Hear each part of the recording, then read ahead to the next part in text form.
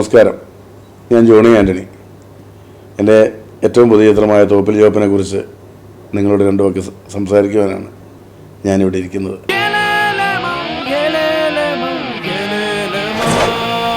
നമുക്കൊരു ഇൻ്റർവ്യൂ പറഞ്ഞത് കുടുംബത്ത് വേറ്റാവുന്ന സിനിമയാണ്. കുടുംബത്ത് വേറ്റാവുന്ന ആളാണ് ജോപ്പൻ. ആൾ രസികനാണ്, അത്യാവശ്യം കബഡി കളിക്കുന്ന ആളാണ്. ഒരു പ്രണയമുണ്ടായിരുന്നു, അത് പ്രണയപരാജിതനാണ്.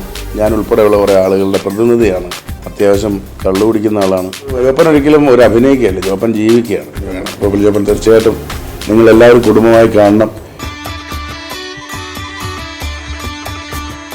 തോപ്പിൽ ജോപ്പൻ നമുക്ക് നമ്മുടെ ചുറ്റുപാടുകളിൽ കാണാൻ കഴിയുന്ന ഒരു കഥാപാത്രം തന്നെയാണ്.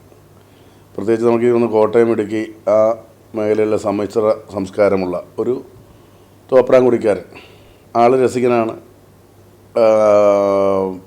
അത്യാവശ്യം കബഡി കളിക്കുന്ന ആളാണ്. ഒരു പ്രണയമുണ്ടായിരുന്നു, അത് പ്രണയപരാജിതനാണ്. അത്യാവശ്യം കള്ളു കുടിക്കുന്ന ആളാണ്. പക്ഷേ ഈ പറഞ്ഞ പോലെ മുതിർന്നവരെ ബഹുമാനിക്കുകയും അമ്മയെ സ്നേഹിക്കുകയൊക്കെ ചെയ്യുന്ന, കൂട്ടുകാരെ ഒത്തിരി ഇഷ്ടപ്പെടുന്ന, കമ്പനി കൂടാൻ ഒരുപാട് ആഗ്രഹിക്കുന്ന, ഒരു പരിധിവരെ പറഞ്ഞാൽ നമ്മൾ കണ്ടിട്ടുള്ള കുറേ ആളുകളുണ്ടല്ലോ, ഞാൻ ഉൾപ്പെടെയുള്ള കുറേ ആളുകളുടെ പ്രതിനിധിയാണ് ശരിക്കും പറഞ്ഞാൽ ജോപ്പൻ. ഇതാണ് കാവ്യനായകൻ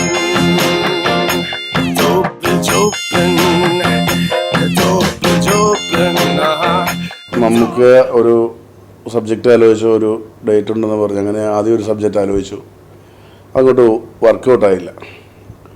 അതിനുശേഷമാണ് നിഷാദ് ഗോയ വരുന്നത്. നിഷാദ് ഗോയയുടെ 2 കഥയുണ്ടായിരുന്നു. അതിൽ ഒരു കഥ നമ്മൾ തുടങ്ങി, ഒരു രസകരമായ ഒരു കഥയാണ്, പക്ഷേ അങ്ങോട്ട് മുന്നോട്ട് മൂവ് ചെയ്യുന്നില്ല. ഇവിടേക്ക് ഒരു കുക്ക്ഡപ്പ് സ്റ്റോറി ഫീൽ ചെയ്തു. അപ്പോഴാണ് നിഷാദ് ഈ ഒരു പ്രണയപരാജനും മദ്യപാനുമായിട്ടുള്ള ഒരാളുടെ കഥ പറയുന്നത്. നമുക്കറിയാം, നമ്മുടെ മനസ്സിൽ കോട്ടയം കുഞ്ഞച്ചനായാലും അരപ്പട്ടകടി ഗ്രാമത്തിലെ സക്കറിയ ആയാലും അതുപോലെ സംഘത്തിലെ കുട്ടപ്പായി ആയാലും മറുപത്തൂരുകാനിലെ ചാണ്ടി ആയാലും മലയാളികളിൽ എന്നും ഓർക്കുന്ന ഒരു കോട്ടയംകാരൻ എന്ന് പറഞ്ഞാൽ ആദ്യം ഓടിയെത്തുന്ന മലയാളികളുടെ മനസ്സിലെത്തുന്നത് നമുക്ക് ഇത്തരം ഒരു കോട്ടയം അച്ചായെന്ന് പറഞ്ഞാൽ എത്തുന്ന ക്യാരക്ടർ ഇത്തരം കഥാപാത്രങ്ങളായിരിക്കും.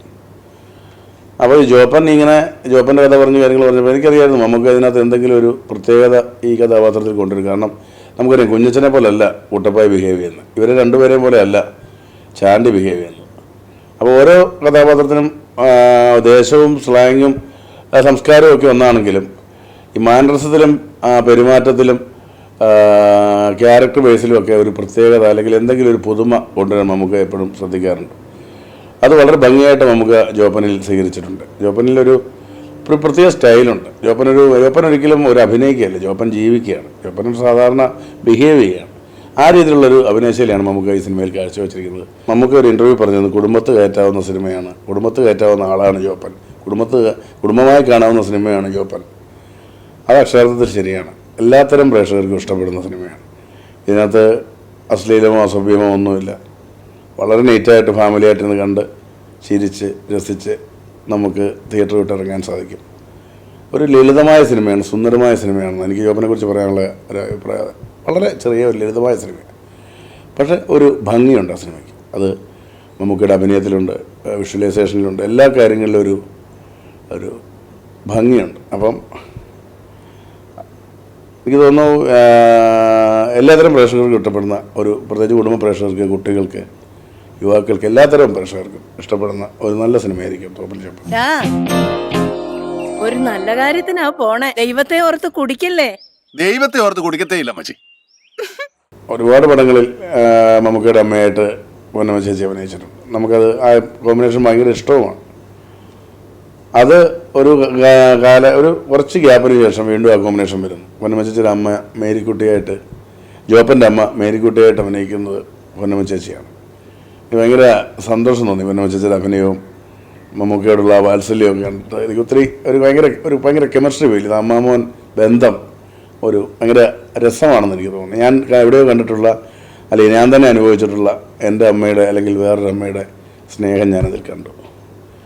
പിന്നെ ഇതിനകത്ത് രഞ്ജിപ്പണിക്കലുണ്ട്, ഒരു ഇടവക വികാരിയച്ഛനാണ്. രഞ്ജേട്ടൻ വളരെ രസകരമായി, വളരെ ലളിതമായി, വളരെ ഈസിയായിട്ട് രഞ്ജേട്ടനും പെർഫോം ചെയ്തിട്ടുണ്ട്.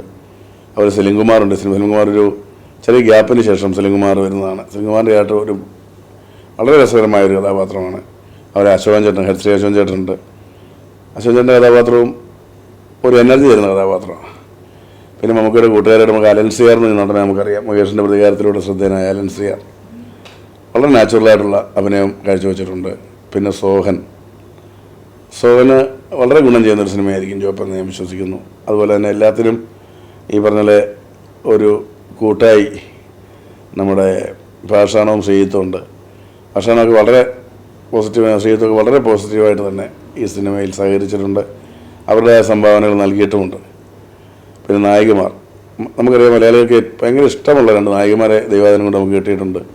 മമത മോഹൻദാസും ആൻഡ്രിയയും. ഇവർ രണ്ടുപേരും അവരുടെ റോളുകൾ ഭംഗിയാക്കിയിട്ടുണ്ട്. നെഞ്ചും വിരിച്ചൊരു വരവാ. മാസ് എന്ന് പറഞ്ഞ പോരാ, മരണ മാസ്. അച്ഛ എന്ന് പറഞ്ഞ ഇതാണ് അച്ഛൻ. ഇതാണ് കാവ്യനായകൻ. നമ്മൾ ഒന്ന് ആലോചിച്ച് നോക്കുമ്പോൾ നമ്മുടെ ഒരു 80കൾ മുതൽ നമ്മൾ കണ്ട് ആരാധിച്ച് ഇഷ്ടപ്പെട്ടു എന്ന ഒരു വലിയ നടൻ, അദ്ദേഹത്തെ വെച്ച് ഒരു സിനിമ എടുക്കുമെന്ന് ഞാൻ കുട്ടിക്കാലത്ത് നമ്മൾ മനസ്സിൽ പോലും ചിന്തിച്ചിട്ടില്ല. അതിനുള്ളൊരു സാഹചര്യം ദൈവം തരുന്നു. അപ്പം തീർച്ചയായിട്ടും ഇത് എന്നാ പറയുക, ഞാൻ ചെയ്യുന്നത് എന്ത് സിനിമയാണ്, മമ്മൂട്ടി ചിത്രമാണ്. അപ്പോൾ ആ മമ്മൂക്ക നന്നായാലേ എൻ്റെ സിനിമ നന്നാകുള്ളൂ. അതുകൊണ്ട് ഞാൻ എൻ്റെ കഴിവിന് പരമാവധി മമ്മൂക്കയെ കെയർ ചെയ്യാറുണ്ട്. മമ്മൂക്ക ഒട്ടും മൂഡ് ഔട്ട് ആകാതിരിക്കാൻ ഞാൻ ശ്രദ്ധിക്കാറുണ്ട്. നമുക്ക് ഭയങ്കര ഹാപ്പി ആയിട്ട് ഇരുന്നാൽ എനിക്കറിയാം സെറ്റും ലൈവാകും, സീനും നന്നാവും. അപ്പോൾ അതുകൊണ്ട് എപ്പോഴും എൻ്റെ കണ്ണുകൾ മമ്മൂക്കയെ ഞാനിങ്ങനെ ശ്രദ്ധിച്ചുകൊണ്ടിരിക്കും. എന്നിട്ട് നമുക്ക് എപ്പോഴും മൂഡ് ഔട്ട് ആകുമോ പ്രശ്നം ഇതുണ്ടാക്കുമെന്നല്ല ഞാൻ പറഞ്ഞത് എങ്കിലും പുള്ളി ഹാപ്പി ആയിരിക്കാൻ ഞാൻ പരമാവധി ശ്രദ്ധിക്കും. അത് ഞാൻ ശ്രദ്ധ ഞാൻ വളരെയധികം ആസ്വദിക്കുന്നുണ്ട്. എനിക്ക് എന്നാ പറയേണ്ടത്, നമുക്ക് കിട്ടിയ ഒരു ഭാഗ്യമല്ല. അപ്പം ആ ഭാഗ്യത്തെ പൊന്നുപോലെ കൊണ്ടു നടക്കുക എന്നുള്ളത് എൻ്റെ കർത്തവ്യമാണ്, എൻ്റെ കടമയാണ്. എന്തായാലും ഇത് ഞാൻ ഒരു ഡേറ്റ് കിട്ടാനോ അല്ലെങ്കിൽ ഒരു ഇതിനു വേണ്ടി പറയുന്നതല്ല. അതെനിക്ക് അത്രയ്ക്ക് ഇഷ്ടം, വളരെ ആത്മാർത്ഥമായിട്ട് ഞാൻ പറയാം. എനിക്ക് ഒന്നും നടന്നിരിക്കാം, സ്നേഹബന്ധം ഇതുപോലെ തന്നെ അങ്ങ് തുടർന്ന് പോകണമെന്ന് മാത്രമേ എനിക്ക് ആഗ്രഹമുള്ളൂ. പക്ഷേ ഞാൻ വളരെ എൻജോയ് ചെയ്യുന്നുണ്ട് നമുക്കോടൊപ്പം വർക്ക് ചെയ്യുന്നത്.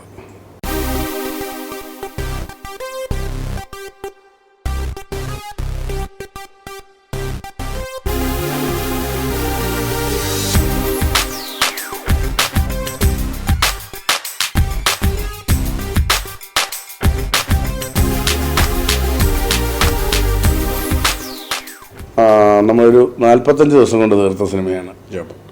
പക്ഷേ ഈ സമയം കുറവൊന്നും നമ്മുടെ ടെക്നിക്കൽ ടീമിനെ, പ്രത്യേകിച്ച് ക്യാമറമാനെ ഒന്നും സുനോജ് വരാതെയാണ് ക്യാമറ ബാധിച്ചിട്ടില്ല. ഒരുവിധം ഭംഗിയായി തന്നെ, പ്രത്യേകിച്ച് നല്ല ലൊക്കേഷനും കാര്യങ്ങളൊക്കെ ആയിരുന്നുകൊണ്ട് തന്നെ വളരെ വൃത്തിയായിട്ട് തന്നെ സുനോജിൻ്റെ ജോലി നിർവഹിച്ചിട്ടുണ്ട്. അതുപോലെ തന്നെ എനിക്ക് ഈ സിനിമയെക്കുറിച്ച് ടെക്നീഷ്യൻ്റെ കാര്യം പറയുകയാണെങ്കിൽ വിദ്യാസാഗർ, എനിക്ക് തോന്നുന്നു എനിക്ക് എന്നും നല്ല പാട്ടുകൾ വന്നിട്ടുള്ള ഒരു സംഗീത സംവിധായകനാണ് വിദ്യാസാഗർ. പ്രത്യേകിച്ച് മമ്മൂക്ക ചിത്രങ്ങളിലും നല്ല പാട്ടുകൾ അദ്ദേഹത്തിന് കൊടുത്തിട്ടുണ്ട്. അദ്ദേഹത്തിൻ്റെ സിനിമകളിലും നല്ല പാട്ടുകൾ വിദ്യാജി ചെയ്തിട്ടുണ്ട്. അപ്പം ഞാൻ ഇതിനു മുമ്പ് താപ്പാനയിലാണല്ലോ ഊരും പേരും പറയാതെ മമ്മൂക്കയും വിദ്യാജിയും ഞാനും ഒന്നിച്ചപ്പോൾ ഒരു നല്ല പാട്ട് കിട്ടിയതാണ്.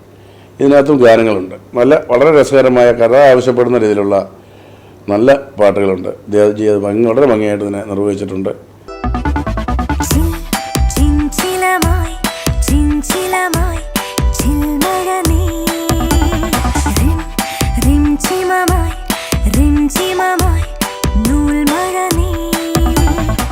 ജോപ്പന് ശേഷം 1-2 പ്ലാനുകളുണ്ട്. അതൊക്കെ വ്യക്തമാക്കണമെങ്കിൽ ജോപ്പൻ ഇറങ്ങി പ്രേക്ഷകർ കണ്ട് ഇഷ്ടപ്പെട്ട് നിർമ്മാതാവിന് സാമ്പത്തികം കിട്ടി അതിൽ നിന്ന് കിട്ടുന്ന ഒരു ഊർജ്ജത്തിൽ നിന്നാണ് എൻ്റെ അടുത്ത സിനിമ ആരംഭിക്കുന്നത്. അത് കഴിഞ്ഞിട്ടേ ഉള്ളൂ ഇനി ഈ ജോപ്പൻ ഇറങ്ങി അതിൻ്റെ റിസൾട്ട് വന്നിട്ടേ ഉള്ളൂ ബാക്കി മുന്നോട്ടുള്ള കാര്യങ്ങൾ. 1-2 പടങ്ങൾ ഞാൻ കമ്മിറ്റ് ചെയ്ത് വെച്ചിട്ടുണ്ട്. എന്നാൽ പോലും അതിൻ്റെ എല്ലാ പ്രവർത്തനങ്ങളും ഇത് ജോപ്പനെ ഒരു കരയ്ക്ക് അടുപ്പിക്കുക എന്നുള്ളത് മാത്രമാണ് ഇപ്പോഴത്തെ എൻ്റെ മനസ്സിൽ.